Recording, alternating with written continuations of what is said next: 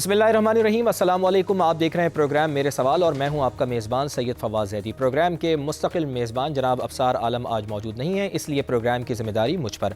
आज हम बात करेंगे अमरीकी सदर डोनाल्ड ट्रंप का गज़ा अमन मनसूबा दूसरे मरहले में दाखिल हो चुका है, जिसके तहत एक बोर्ड ऑफ पीस का क़याम अमल में लाया जा रहा है। गुज़िश्ता रोज़ वज़ीर आज़म मियाँ शहबाज शरीफ ने डिवोस में बोर्ड ऑफ पीस में शिरकत के लिए दस्तखत किए और तकरीब में फील्ड मार्शल सैयद आसिम मुनीर भी शामिल थे। पाकिस्तान के अलावा सऊदी अरब, तुर्की, मिस्र, उर्दन, मुत्तहिदा अरब अमारात, इंडोनेशिया और कतर भी बोर्ड ऑफ पीस में शामिल हो चुके हैं, जबकि Albania, Argentina, Hungary, Israel, Kazakhstan, Paraguay और उज़्बेकिस्तान भी इस बोर्ड में शामिल होने की तस्दीक कर चुके हैं। अलबत्ता नाज़रीन, अक़वाम मुत्तहिदा की सिक्योरिटी कौंसिल के बाकी मुस्तक़िल मेंबरान यानी रूस, चीन, फ्रांस और बरतानिया ने ताहाल पीस बोर्ड का हिस्सा बनने का फैसला नहीं किया है। फ्रांस और बरतानिया ने इन खदशात का इजहार किया है कि डोनाल्ड ट्रंप के आर्म बोर्ड का एजेंडा गज़ा तक महदूद नहीं रहेगा, बल्कि आर्म बोर्ड का चार्टर जो मुख्तलिफ ममालिक के सरबराहान को भिजवाया जा रहा है उसमें गज़ा का नाम तक नहीं है। कल आर्म बोर्ड में शमूलियत की तकरीब से खिताब में भी सदर डोनाल्ड ट्रंप ने अपना मौक़िफ़ दोहराया है कि बोर्ड ऑफ पीस जो गज़ा की तामीर नौ के लिए बनाया जा रहा है बाद अज़ां एक वसी किरदार अदा करेगा। पाकिस्तान के आर्म बोर्ड में शिरकत के फैसले पर भी मुल्क में बड़ी सतह पर तनकीद देखी गई है। अपोजिशन का मौक़िफ़ है कि यह मामला पार्लिमान में बहस के लिए लाया जाना चाहिए था। पाकिस्तान तहरीक इंसाफ ने बोर्ड ऑफ पीस में शमूलियत के फैसले को मुस्तरद करते हुए कहा है कि इस नौइयत के बैनुल अक़वामी अहमियत के फैसले हमेशा मुकम्मल शफ़ाफ़ियत और तमाम बड़ी सियासी जमातों से मुशावरत के साथ किए जाने चाहिए। JUI सरबराह मौलाना फजलुर रहमान ने भी कौमी असम्बली से खिताब में कहा है कि बोर्ड ऑफ पीस को किसी सूरत भी कबूल नहीं करना चाहिए। डोनाल्ड ट्रंप इसराइल की क़ुव्वत जारियत को और हमास को धमकियां दे रहा है। मजीद कहा है कि हम ऐसे फोरम में जा रहे हैं जिसका आगाज़ धमकियों से हो रहा है। आज तक जितने भी मुआहदे हुए हैं उनमें फ़लस्तीन को सुकेड़ा गया है और इसराइल को स्पेस दी गई है। अपोजिशन की तनकीद का जवाब देते हुए वफाकी वज़ीर एहसन इकबाल ने पार्लियामेंट में कहा है कि मुल्की सलामती पर किसी से दर्स लेने के मोहताज नहीं है। हुकूमत इस फैसले को आलमी सतह पर सेंटर स्टेज मिलने के मुतरादिफ करार दे रही है, जबकि दूसरी तरफ दुनिया डोनाल्ड ट्रंप के फैसलों को शक की निगाह से देख रही है। मगरबी ममालिक के कुछ रहनुमाओं ने रॉयटर्स से गुफ्तगू में कहा है कि बोर्ड ऑफ पीस में शमूलियत इसलिए की है क्योंकि शमूलियत ना करने का ऑप्शन ही उनके पास मौजूद नहीं था। इन तमाम मामलात पर बात करेंगे और हमारे साथ मुस्लिम लीग नून से सैनुल्लाह खान साहब मौजूद हैं और पाकिस्तान तहरीक इंसाफ से हमें ज्वाइन किया है जनाब नईम हैदर पंजोता साहब ने। तो आप दोनों हजरात का बेहद शुक्रिया प्रोग्राम में वक्त देने के लिए। तो मैं सबसे पहले गुफ्तगू का आगाज़ करूँगा सेनेटर अफनानुल्लाह खान साहब से। सेनेटर साहब, बहुत बहुत शुक्रिया आपके वक्त के लिए। ये फरमाइएगा कि क्या वजह है, अपोजिशन तो तनकीद कर रही है, अपोजिशन कह रही है कि हमें एतमाद में नहीं लिया गया और इतना बड़ा फैसला कर लिया गया, तो क्या बेहतर नहीं होता कि इतना बड़ा फैसला करने से पहले अपोजिशन को भी एतमाद में आपकी जानिब से ले लिया जाता? जी बिस्मिल्लाहिर्रहमानिर्रहीम। देखें, ये जो हुकूमत के फ़ैसले होते हैं ये हुकूमत का प्रेरोगेटिव होता है कि वो ले सकते हैं। इस तरह के बहुत सारे जो है फोरम्स में आना या ना जाना, ये जब पिछली हुकूमत थी वो खुद डिसाइड करती थी। अब जब हमारी हुकूमत है तो हम डिसाइड करते हैं कौन से फोरम पे पार्टिसिपेट करना है, कौन से पे नहीं करना। ये मैं आपको ज़रूर यकीन दिलाता हूँ कि कोई ऐसा काम हम नहीं करेंगे जिसमें फ़लस्तीन के अवाम या बिलखुसूस गज़ा के अवाम के ख़िलाफ़ कुछ हो।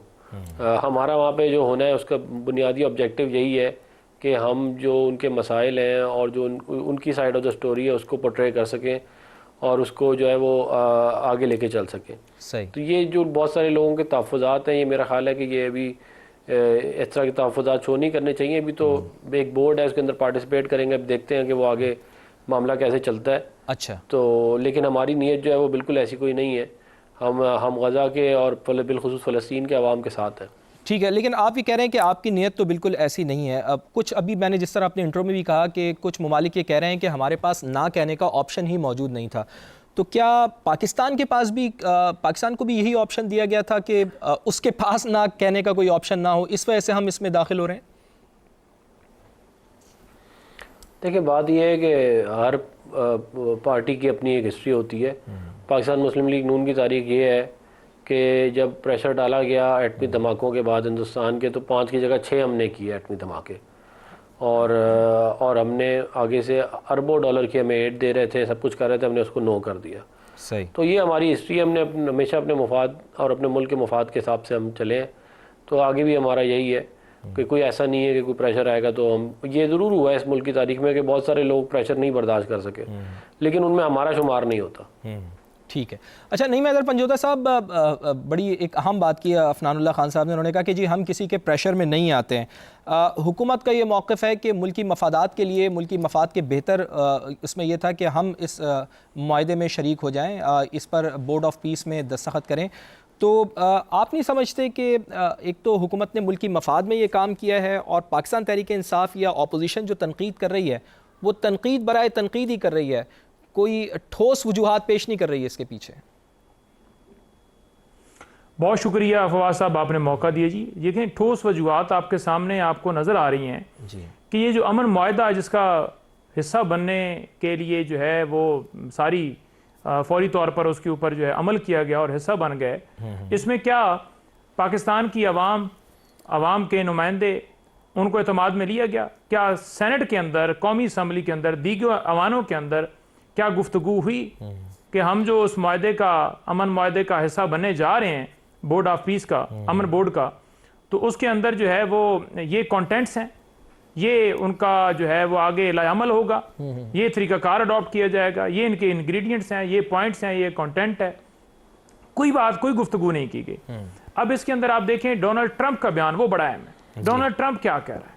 डोनाल्ड ट्रंप जो इस बोर्ड की सरबराही कर रहा है, वो डोनाल्ड ट्रंप जिसने फ़लस्तीन के अंदर जुल्म करने के ऊपर इजराइल का साथ दिया, वो डोनाल्ड ट्रंप जिसने जो वेनेजुएला है उसके सदर को उठा लिया, वो डोनाल्ड ट्रंप जो पाकिस्तान के अंदर बुनियादी इंसानी हकूक की खिलाफवर्जी ऊपर नहीं बोलता, लेकिन जो ही ईरान के अंदर एहतजाज का मामला आता है वहां मुदाखलत करता है और धमकियां देता है कि आप लोगों के बुनियादी हकूक सलब करें। ठीक है, तो ऐसे शख्स को पहले तो अवार्ड दिया गया और अब उसके कहने के ऊपर ही उस बोर्ड का ये हिस्सा बन गए। ठीक है जी, और इसके बाद जो है मशरक़ वस्ता के अंदर हर उस आवाज को खत्म कर दिया जाएगा जो इजराइल के खिलाफ होगी। सही, वो तो इजराइल का साथी है। इजराइल ने, नेतन्याहू ने कहा कि व्हाइट हाउस से कभी इस तरह की मौसर आवाज हमारे हवाले से आज से पहले कभी नहीं आई जितनी डोनाल्ड ट्रंप हमारी हमायत करते हैं, हमारे साथ दोस्ती रखते हैं या हमारे हवाले से दर्द रखते हैं। सही। तो वो तो इजराइल का खुल के साथ दे रहा है। क्या हम फलस्तीन का साथ दे रहे हैं? आपने देखा क्या इन्होंने खुद एहतजाज किए फलस्तीन के हक में?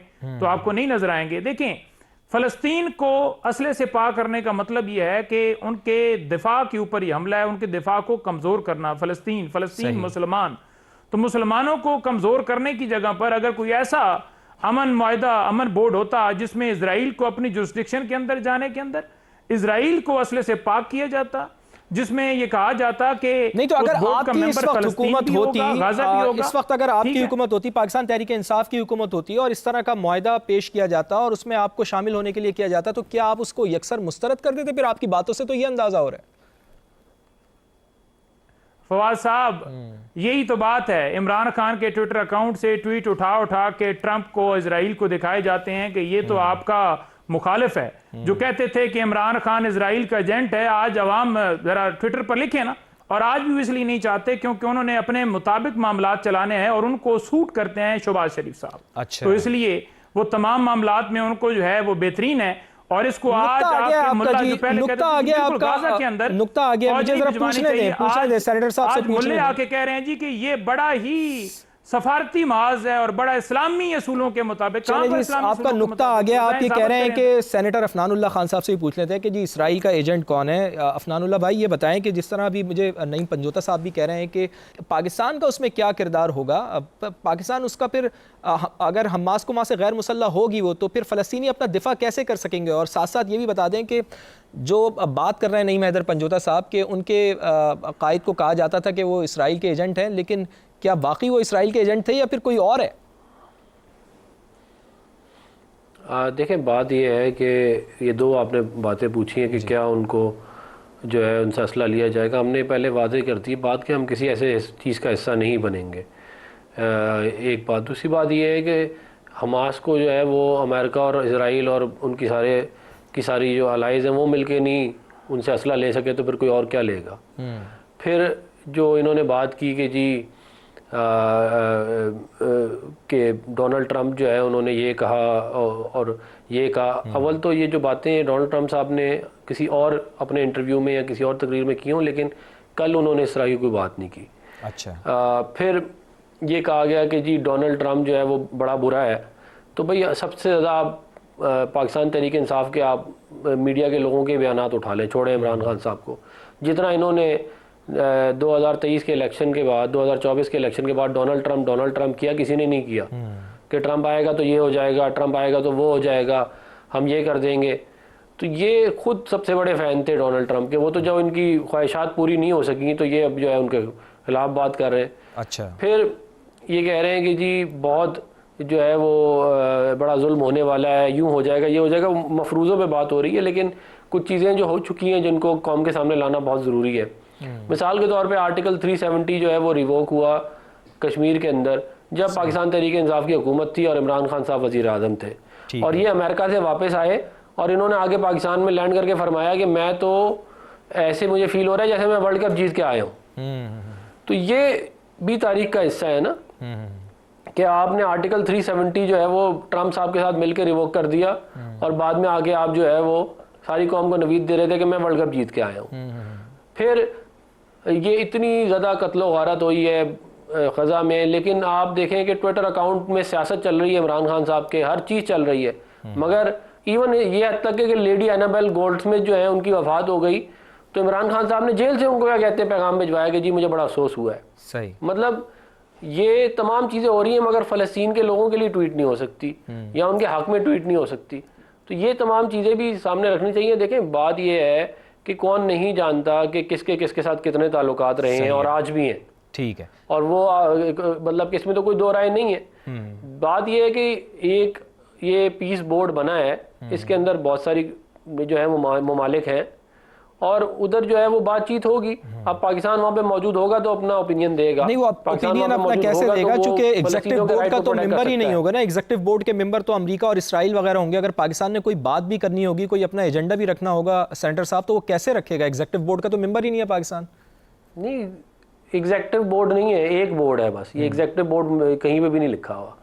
एक बोर्ड है जिसके अंदर ये सारे मुल्क हैं। अच्छा, और आप क्योंकि पहले आप आ गए हैं तो आप एजेंडा भी सेट कर सकते हैं, आप अपनी बात भी कर सकते हैं। कमेटी है, एग्जीक्यूटिव कमेटी कह लें उसको, एग्जीक्यूटिव कमेटी एग्जैक्टली। तो उसका बात ये है कि हम तो अमन बोर्ड में बैठे हैं ना, हम एग्जीक्यूटिव कमेटी में तो बैठे। एग्जीक्यूटिव कमेटियां और पता नहीं कितनी सारी कमेटियां बनी हुई हैं। उससे क्या हमने तो जिसके अंदर हम हैं उधर हम बात करेंगे ना जी। बुनियादी बात तो ये है। और बात ये है कि आप जबरदस्ती जो है एक चीज अभी मतलब मफरूजों पे तो नहीं कर सकते ना। जब तक कोई चीज़ हुई नहीं है, कोई उसका इम्कान नहीं है अभी मुस्तकबिल करीब में, तो उसके ऊपर जो है वो ऐसी जो है वो अगर यूं हुआ तो फिर क्या होगा, अगर यूं हुआ तो क्या होगा, मेरा ख्याल है ये नहीं मैदर पंजोता साहब, ये जिस तरह अफनानुल्लाह खान साहब भी कह रहे हैं कि अभी तो मफरूज़ों के ऊपर कोई बात नहीं की जा सकती, लेकिन एग्जीक्यूटिव कमेटी जो बनाई गई है उसमें अगर पाकिस्तान कोई एजेंडा प्लीड भी करता है तो अमरीका और इसराइल क्यों चाहेंगे कि फ़लस्तीन के हक़ में अगर कोई बात पाकिस्तान की जानिब से की जाती है तो वो तो एग्जीक्यूटिव कमेटी का मेंबर ही नहीं है पाकिस्तान, तो फिर कैसे उनके हक़ में बात हो सकती है? हम वहाँ पे रह के कैसे फ़लस्तीनियों के हक़ में बात कर सकते हैं? फवाद साहब, आपने खुद ही इस सवाल का जवाब भी दे दिया। अफनानुल्लाह साहब PMLN के रहनुमा हैं और ये बहुत सारी जगहों के ऊपर बिल्कुल ठीक खरी बात कर देते हैं और इस वजह से इनके अंदर जो पार्टी है इनकी, वहाँ भी इनको सामना करना पड़ता है। देखें, मामला ये है कि यहाँ खुल के बात करनी चाहिए ना। खुल के अगर बात की जाए, मैं कल एक PMLN के रहनुमा के साथ बैठा हुआ था, उन्होंने कहा जी कि पाकिस्तान गलत कर रहा है। अच्छा। और ये हमारा जो है ना ऊपर वाले ज़हरी बात उनको मजबूर किया है, शहबाज शरीफ साहब को जिसने भी किया, तो लिहाजा ये चीज़ गलत हो रही है ना। तो ये तमाम लोग इनके अपने मानते हैं कि ये गलत हो रहा है। नंबर 2 बात ये रह गई कि अफनान साहब ने कहा जी नहीं पहले बात की होगी, कल तो उस बात के अंदर कोई ऐसी बात नहीं थी। तो भाई उनका वाज़ेह मौक़िफ़ है, वो इजराइल के साथ हैं, वो फ़लस्तीन को असले से पाक करना चाहते हैं और अमन कमेटी का मकसद ये है कि उसको असले से पाक करके उनकी दफ़ाई क़ुव्वत को कमज़ोर करके वहाँ जो हमला है उस पर वो जारी रखा जाए। जब उनसे ट्रंप साहब से ये पूछा गया कि आप बताएं कि फ़लस्तीन जो है उसकी रियासत जो है उसका क़याम किया जाएगा, उसको रियासत माना जाएगा, तो उस पर उन्होंने कहा जी ये तो उस वक्त देखा जाएगा।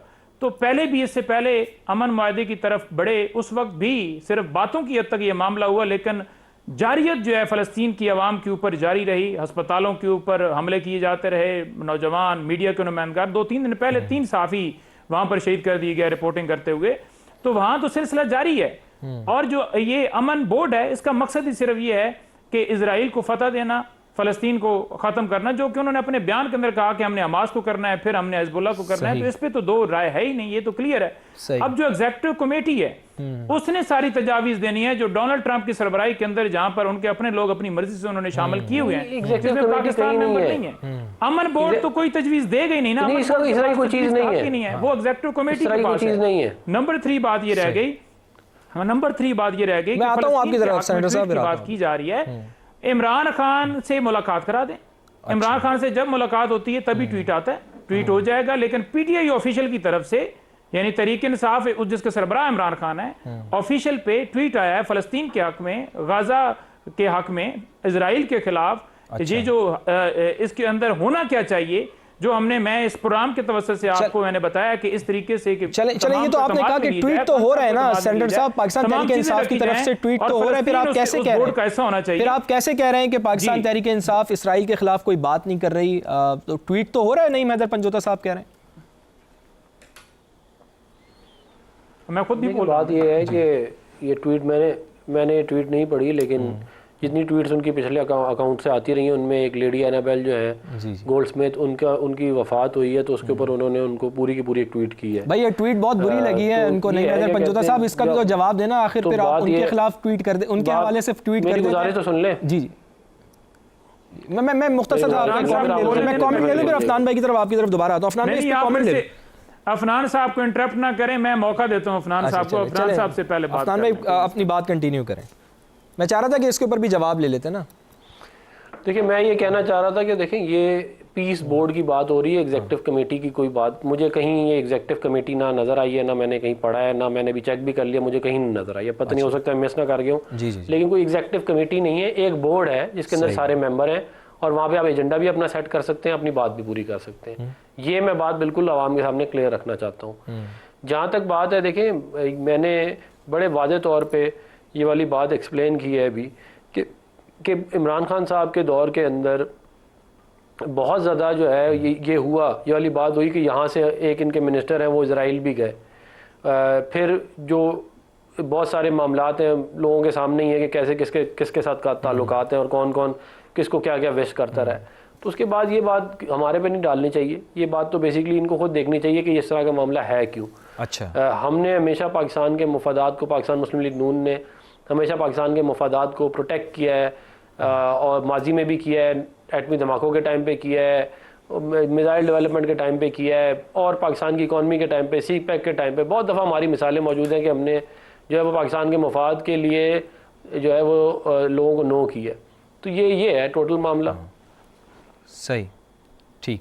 अच्छा, नहीं मैदर पंजोता साहब, आप जिस तरह अभी अफनान साहब भी कह रहे हैं कि बहुत सी चीज़ें अभी तक वाज़ेह नहीं है, लेकिन एक बड़ी अहम चीज़ है जिस पे मैं ज़रा थोड़ा सा, मैं भी ये हुकूमती मौक़िफ़ पे भी मैं चाहूँगा कि इसके ऊपर भी ज़रा कमेंट करें। चूँकि कैनेडियन वज़ीर आज़म का मैं बयान सुन रहा था, उन्होंने कहा था कि आप जब टेबल पर ही मौजूद नहीं होंगे तो फिर आपसे बात क्यों की जाएगी। तो कम से कम ये तो एक बहुत अच्छा एक इक़दाम है ना हुकूमत का, कि हुकूमत कम से कम इसमें शामिल ज़रूर हुआ है, ताकि अगर वो पाकिस्तान उनकी आवाज़ बने। गो के अभी बहुत सी चीज़ें भी आना बाकी हैं, जिस तरह सेनेटर साहब भी कह रहे हैं कि अभी बहुत सी चीज़ें बाद में खुलेंगी कि क्या इसमें चीज़ें होंगी, लेकिन कम से कम हम वहाँ पर एटलीस्ट मौजूद तो हैं।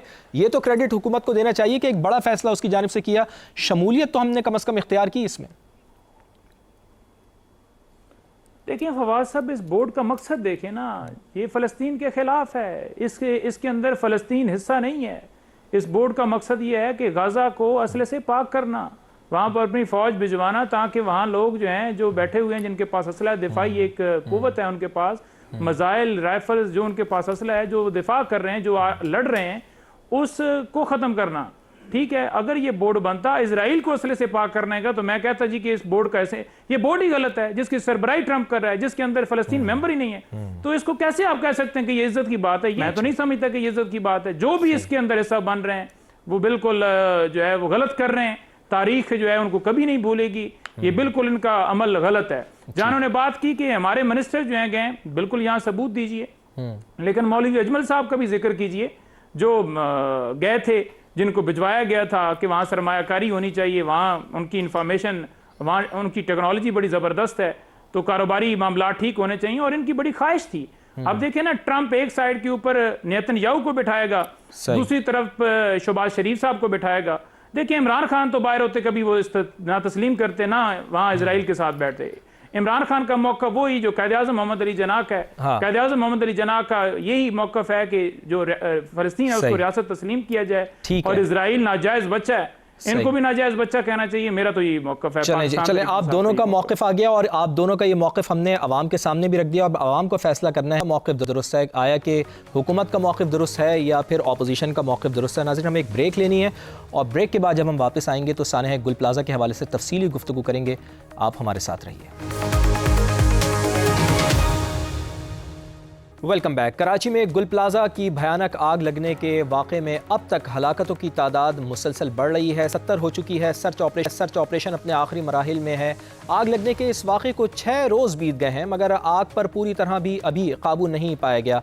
सिंध की 2 बड़ी जमातों पाकिस्तान पीपल्स पार्टी और मुत्तहिदा कौमी मूवमेंट के दरमियान लफ्जी गोलाबारी भी शुरू हो गई है। सानह गुल प्लाजा के हवाले से बात करते हुए MQM के सीनियर रहनुमा और वफाकी वज़ीर सेहत सैयद मुस्तफ़ा कमाल ने कहा है कि हम अब मज़ीद लाशें उठाने की सकत नहीं रखते। सैयद मुस्तफ़ा कमाल साहब ने यह मुतालबा किया है कि 18वीं तरमीम को फिलफौर ख़त्म किया जाए और कराची को विफाक के हवाले किया जाए। आज वज़ीर आला सिंध जनाब मुराद अली शाह ने सिंध असम्बली से खिताब करते हुए कहा है कि एक सानहे पर 18वीं तरमीम और कराची को विफाक के हवाले करने की बातें शुरू हो गई हैं। मुराद अली शाह ने मज़ीद कहा है कि गुल प्लाजा की लीज़ 1991 में रिन्यू हुई थी और जब 2003 में गैर कानूनी कंस्ट्रक्शन अप्रूव हुई थी तो उस वक्त मेयर कौन था, ये उन्होंने आज सिंध असम्बली में सवाल उठाया है। तब ना पाकिस्तान पीपल्स पार्टी की हुकूमत थी और ना ही 18वीं तरमीम थी। ऐसे साने को अपने सियासी मकासद के लिए इस्तेमाल करना बहुत बड़े जुर्म के बराबर है। आप हम पर तनकीद करें, हमारी गलतियां बताएं, ऐसा ना करें कि इन लाशों पर कोई पोशीदा एजेंडा शुरू कर दें। एक इतना बड़ा सानहा जिसने पूरे मुल्क को हिलाकर रख दिया है। उसके बाद 18वीं तरमीम और कराची को विफाक के हवाले करने के मुतालबे और इस साने पर सियासत करने के इल्ज़ामात के हवाले से बात करने के लिए हमें ज्वाइन किया है रुकन कौमी असम्बली और MQM हसन साबिर और तर्जुमान सिंध हुकूमत बैरिस्टर अरसलान शेख साहब ने। आप दोनों हज़रात का बहुत बहुत शुक्रिया। बैरिस्टर साहब, आपसे गुफ्तगू का आगाज़ करना चाहूँगा कि गटर में कराची में गिर कर बच्चे जाँ बहक हो रहे हैं। इंफ्रास्ट्रक्चर के वहाँ पर मसाइल हैं। इंफ्रास्ट्रक्चर बिल्कुल तबाह हो चुका है। पाकिस्तान का फाइनेंशियल हब है कराची और इस सूरत हाल में अगर मसाइल हल नहीं होंगे, इतनी बड़ी आग लग जाती है, तो फिर MQM का ये मुतालबा तो दुरुस्त है ना कि विफाक के हवाले कर दिया जाए जब उनके मसाइल ही हल नहीं हो रहे। बिस्मिल्लाहिर्रहमानिर्रहीम। देखें, सबसे पहले तो दुआ गो हैं उन तमाम तर लोगों को जो शहीद हुए इस गुल प्लाजा के हादसे में कि अल्लाह ताला उनको जन्नत नसीब करे, उनकी फैमिलीज को सब्र अता फरमाए। साथ साथ जो जख्मी हजरात हैं अल्लाह ताला उनको जल्द सेहतयाबी अता फरमाए। देखें, बहुत जल्द किसी भी कंक्लूजन पे जंप इन करना एक मैच्योर पॉलिटिक्स का मैं समझता हूँ मुस्बत सबूत नहीं है। आपने जिस तरह जिक्र किया कि मुस्तफ़ा कमाल साहब, मैं उनको पर्सनली उनकी बड़ी इज्जत करता हूँ, वो एक काम करने वाले शख्सियत हैं। लेकिन इस वक्त इस करंट सिचुएशन के अंदर जिसमें आप देख रहे हैं कि लोगों की डेथ्स हो रही हैं, एक पॉलिटिक्स करना वो एक अनफेयर मीन्स है। और आज फ्लोर ऑफ द हाउस पे आपने देखा सिंध असेंबली के लीडर जो है हमारे Sindh assembly leader of the house Syed Murad Ali Shah sahab, उन्होंने मुराद अली शाह साहब जो ब्रिटिश ईस्ट इंडिया कंपनी उस टाइम फ्रेम से लेके आज तक की इस गुल प्लाजा की पूरी हिस्ट्री बताई, इरेगुलरिटीज बताई, आवाम के सामने लेके आया गया। 2 इश्यूज इसमें आ रहे हैं। नंबर 1 इसका प्लानिंग का, नंबर 2 रिस्पॉन्स टाइम।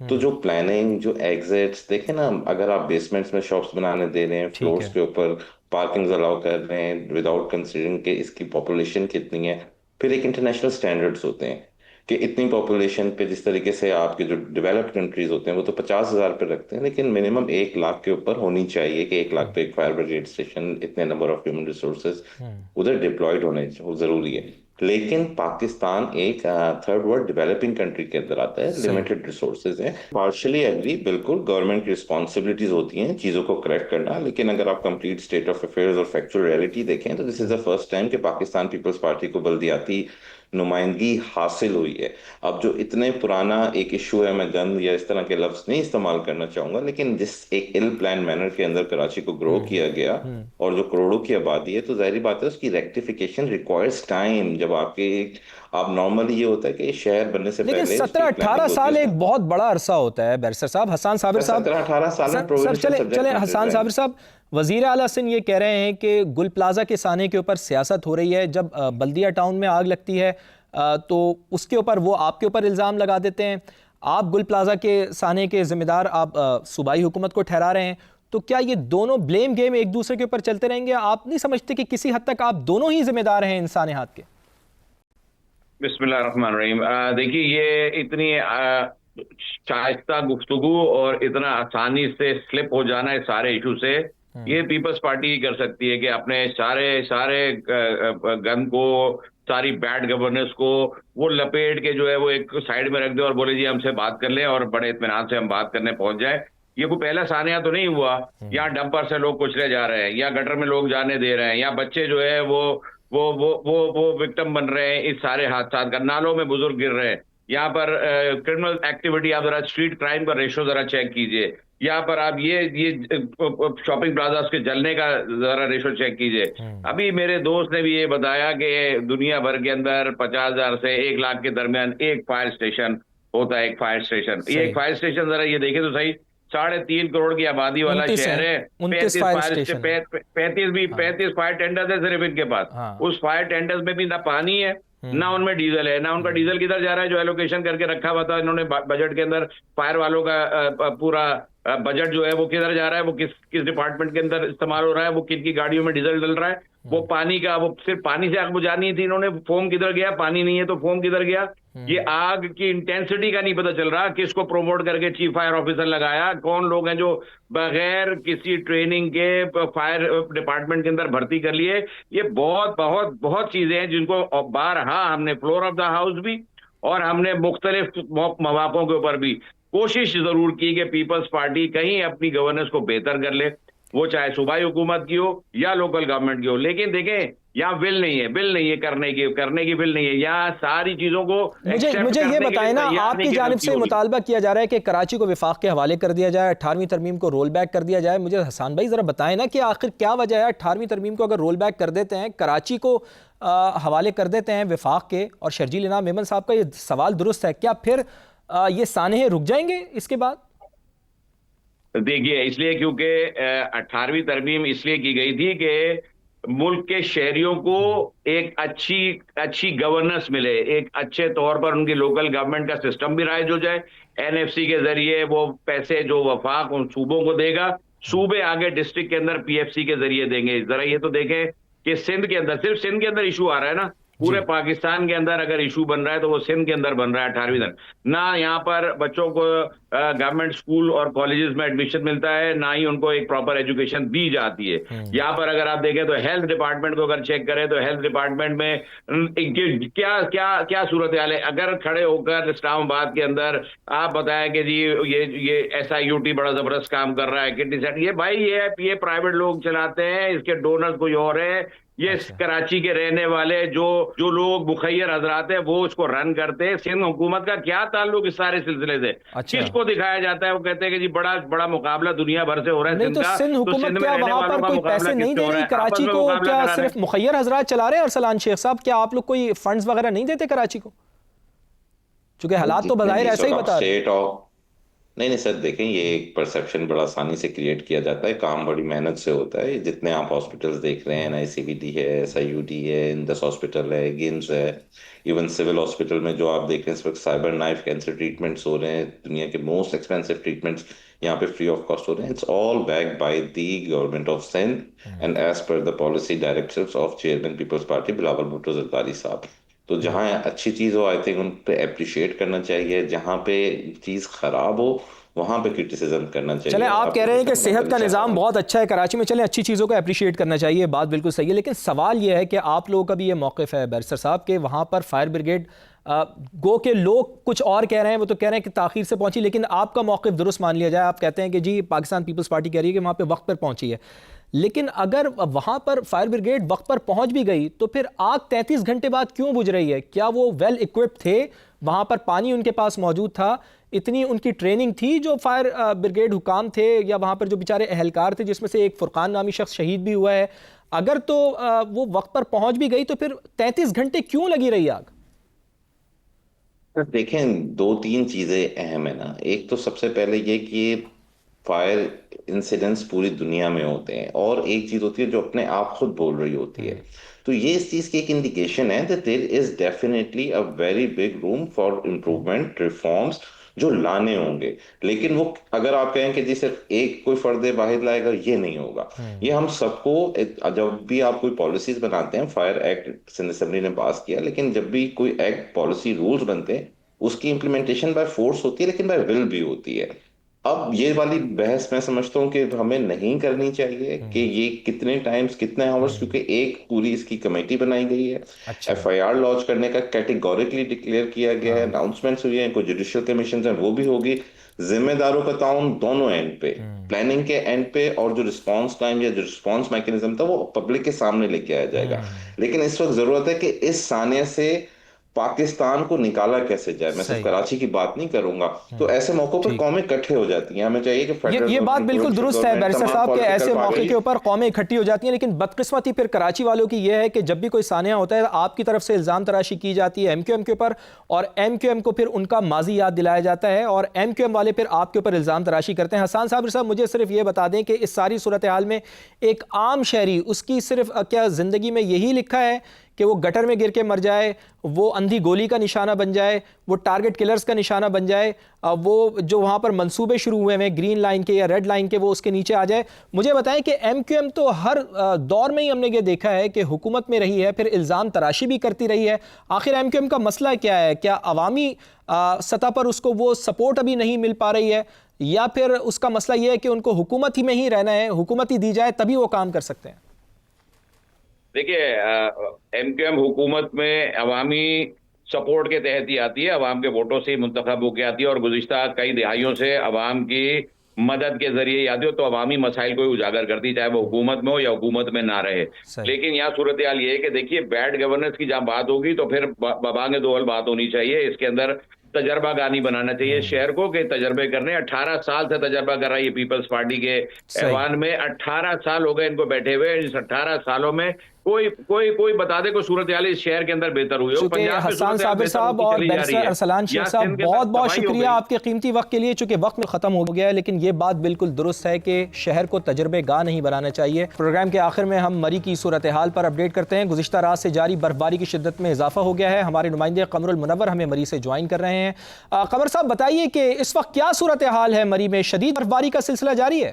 जी बिल्कुल, शदीद बर्फबारी का सिलसिला जारी है। कुछ देर के लिए ये थमा था, लेकिन उसके बाद अब दोबारा जो है ये बर्फबारी जो है वो शुरू हो चुकी है। जिन रोड्स को क्लियर किया गया था, खास तौर पर कुलडन्ना माल रोड, इसके अलावा जो लोअर टोपा का जगह है, यहाँ पर बहुत सारी जगह ऐसी थी जिन सड़कों को क्लियर कर दिया गया था, लेकिन शदीद वजह से अब दोबारा से बर्फ जो है वो उनके साथ ये सड़कें ढक चुकी हैं, और सयाह जो है उनमें से बेशतर को यहाँ से जो है वो वापस निकाल दिया गया है, क्योंकि यहाँ से उनको ये बताया गया था कि रास्ते अब क्लियर हैं और उसके बाद रास्ते फिर बंद हो सकते हैं। तो बहुत सारे सयाह जो है वो एक्सप्रेस मोटरवे के जरिए जो है वो वापस जा चुके हैं। अब जो सयाह यहाँ पर मौजूद हैं वो या तो अपनी अकोमोडेशन के अंदर हैं, या अपनी गाड़ियों में से निकलकर वो होटल्स के अंदर जा चुके हैं। लेकिन नए सयाहों को आने के लिए जो है वो इजाजत बिल्कुल नहीं दी जा रही।